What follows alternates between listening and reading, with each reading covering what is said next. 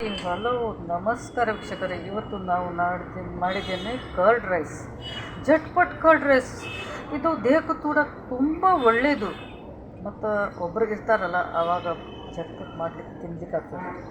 Guest ಬಂದರೂ ಕೂಡ ಬೇಗ ಮಾಡಿಕೊಡ್ಲಿಕ್ಕಾಗ್ತದೆ. ಹಾಗಾದರೆ ಇದನ್ನು ಮಾಡುವುದು ಹೇಗೆ? ಮೊದಲಿಗೆ ನಾನು ಮೊದಲ ದಿವಸದ ರೈಸ್ ಇದೆ ಅಲ್ಲ, ಅದನ್ನು ತಗೊಂಡಿದ್ದೇನೆ.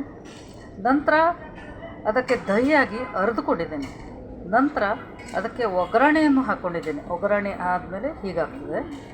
ಅದಕ್ಕೆ ಒಗ್ಗರಣೆಗೆ ನಾನು ಸಾಸಿವೆ, ಹಿಂಗು ಮತ್ತು ಜೀರಿಗೆ ಮತ್ತು ಕಡಿಪತ್ತ ಹೇಳ್ತಾರಲ್ಲ, ಒಗ್ಗರಣೆ ಸೊಪ್ಪು ಇಷ್ಟನ್ನು ಹಾಕಿ ಒಗ್ಗರಣೆ ಮಾಡಿಕೊಂಡಿದ್ದೆ. ಮೇಲಿಂದ ನಾನು ಅದಕ್ಕೆ ಕೊತ್ತಂಬರಿ ಸೊಪ್ಪನ್ನು ಹಾಕ್ಕೊಂಡಿದ್ದೇನೆ.